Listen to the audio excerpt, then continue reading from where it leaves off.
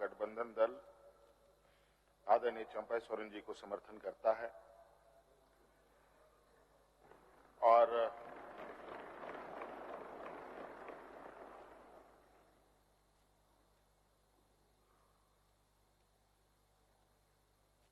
मैं कहना चाहूंगा 31 जनवरी की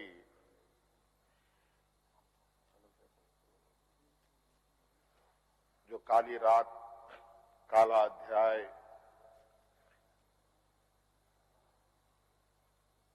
देश के लोकतंत्र में नए तरीके से जुड़ा है।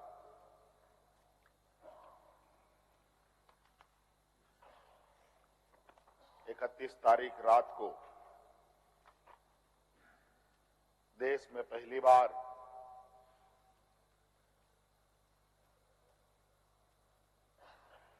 किसी मुख्यमंत्री का गिरफ्तारी हुई हो, मेरे संज्ञान में नहीं है।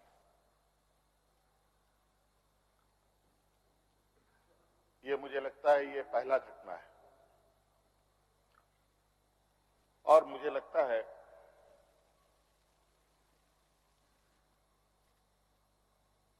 इस घटना को अंजाम देने में कहीं ना कहीं राजभवन भी शामिल रहा है।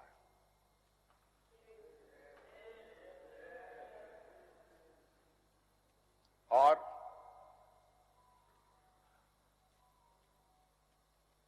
जिस तरीके से ये घटना घटित हुई है, मैं बहुत आश्चर्यचकित हूं।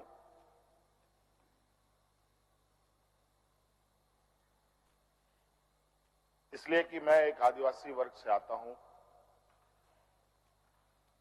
नियम, कायदे, कानून की जानकारी का थोड़ा अभाव रहता है। बौद्धिक क्षमताएं अभी हमारे विपक्ष के बराबर हम लोगों की नहीं है, लेकिन सही गलत की समझ तो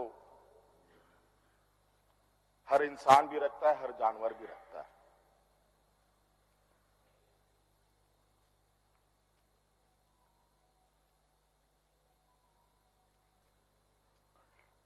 अध्यक्ष महोदय, बड़ी सुनियोजित तरीके से, बड़े लंबे समय से 2022 से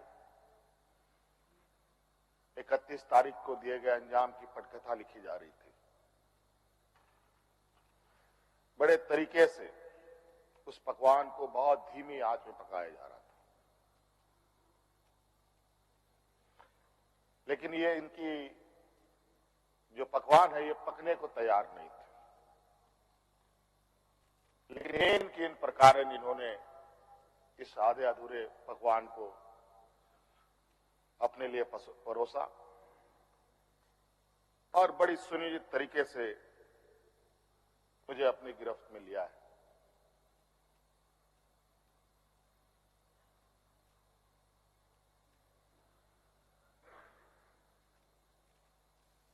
और आज कहीं ना कहीं ऐसा लगता है अध्यक्ष महोदय कि बाबा भीमराव अंबेडकर जी का जो सपना था कि सभी जात धर्म के लोग एक समान प्लेटफॉर्म पे आए, एक बराबरी और एक साथ चले, मुझे लगता है कि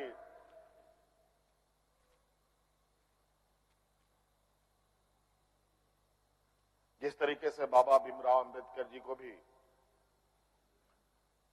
अपना समाज छोड़कर बौद्ध धर्म अपनाना पड़ा, ऐसे ही आदिवासी दलितों के साथ भी आने वाला भविष्य में करने की तैयारी हो रही है।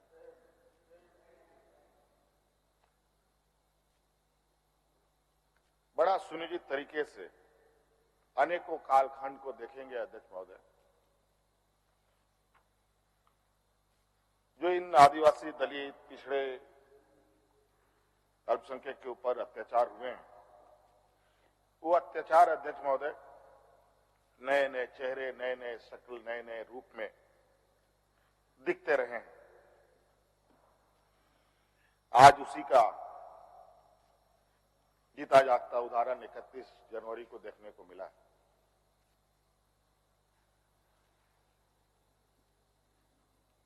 और आज कहीं ना कहीं इन वर्गों के प्रति जो हमारे सत्ता पक्ष की घृणाएं हैं, ना जाने इनकी घृणाएं इतनी, इनको ताकत कहां से मिलती है, ये हमारे समझ से परे है।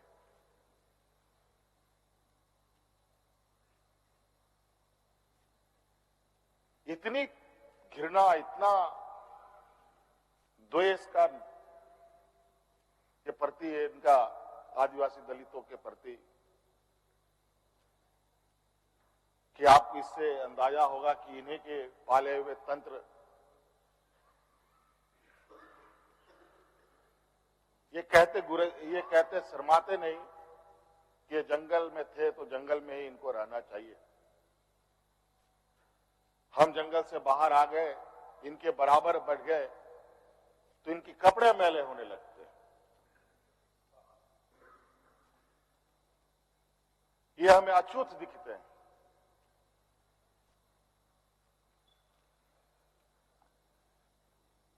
और इन्हीं विडंबना को तोड़ने के लिए हमने एक प्रयास किया था अध्यक्ष महोदय,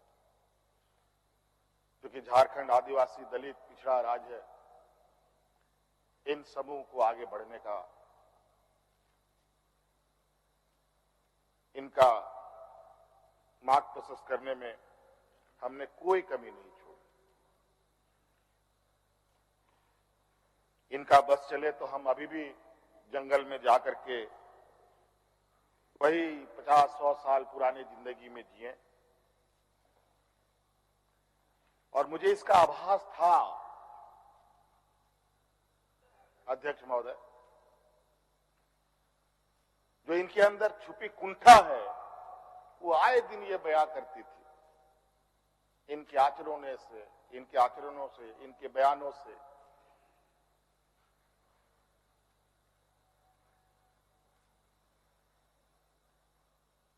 लेकिन हमने हार नहीं मानी है अध्यक्ष महोदय। इनको लगता है कि मुझे जेल के सलाखों के अंदर डालकर ये अपने मंसूबे में सफल हो जाएंगे। ये झारखंड है अध्यक्ष महोदय, ये देश का एक ऐसा राज्य है जहां हर कोने में आदिवासी दलित पिछड़े वर्गों से अनगिनत सिपाहियों ने अपनी कुर्बानी देकर यहां के आदिवासी दलितों की जान बचाई। देश आजादी के सपने भी ये लोग नहीं देखते थे अध्यक्ष महोदय, तब से झारखंड के आदिवासी अपनी हक अधिकार की लड़ाई लड़ रहे। ये तो बहुत बाद में आए, लेकिन बौद्धिक संपन्नता, आर्थिक संपन्नता, आज तक इन लोगों ने देश का गांधी टोपी नहीं पहना अध्यक्ष महोदय।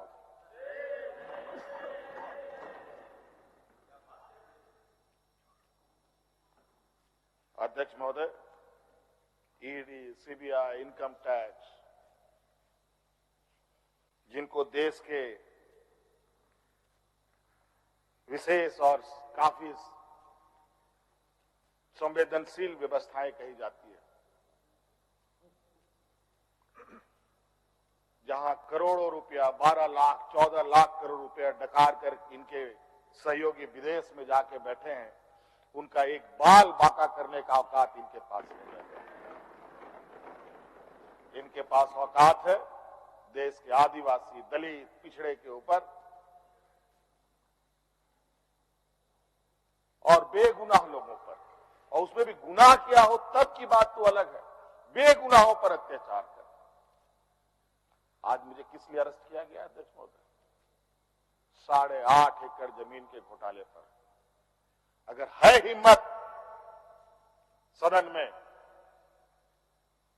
तो कागज पटक कर दिखाए कि 8.5 एकड़ का जमीन हेमंत सोरेन के नाम पर है। अगर होगा मैं उस दिन से राजनीति से इस्तीफा दे दूंगा। अध्यक्ष महोदय, जब राजनीतिक रूप से ये नहीं सकते हैं तो ऐसे ही बैकडोर से हमला करते हैं, पीठ पर हमला करते हैं। अध्यक्ष महोदय, मैं आंसू नहीं बहाऊं, आंसू वक्त के लिए रखूंगा। आप लोगों के लिए आंसू का कोई मतलब नहीं। आदिवासी दलितों का, पिछड़ों का, आदिवासी के आंसुओं का कोई मोल नहीं। वक्त आने पर हम इनके एक एक सवालों का जवाब और एक एक इनके षड्यंत्र का जवाब वक्त आने पर बड़ी माकूल तरीके से दिया जाएगा। एक्चुअली दुर्भाग्य है अध्यक्ष महोदय इस राज्य का, तथाकथित हमारे राज्य के ही कुछ लोग जो ऐसे सामंती विचार वाले के चरणों में जाकर के झुककर उनकी सेवा और पूजा अर्चना में लगे, नहीं तो इस राज्य की इतनी दुर्दशा नहीं होती अध्यक्ष। राज अलग हुए 23 साल हो रहे हैं, 24 साल हो गए अध्यक्ष महोदय। किसने सबसे अधिक राज किया इस राज्य में? ये मुझे बोलने का जरूरत नहीं है, किसी को बताने की भी जरूरत नहीं। सब अपने गिरेबान में देखें, सबको पता चलेगा कौन कहां बैठा, किसने क्या काम किया। घोटाले इनको 2024 से ही नजर आ रहे हैं, 2000 से नजर नहीं आ रहे, 2019 से ही इनको नजर आ रहे हैं। आज ये नहीं चाहते अध्यक्ष महोदय, देश का आदिवासी, दलित, पिछड़ा, अल्पसंख्यक देश के सर्वोच्च स्थान पर पहुंचे। ये नहीं चाहते कि ये जज बने, ये नहीं चाहते ये IAS IPS बने, ये नहीं चाहते ये राजनेता बने। इन्हीं के साथ बैठे लोग हैं। इन लोगों ने भी आदिवासी नेता बनाया था मुख्यमंत्री। बता दीजिए इन कितने आदिवासियों ने 5 साल पूरे किए। और मुझे पता था कि मुझे भी 5 साल पूरा करने में रोड़े अटकाएंगे, और नतीजा ये हुआ आखिरी सांस तक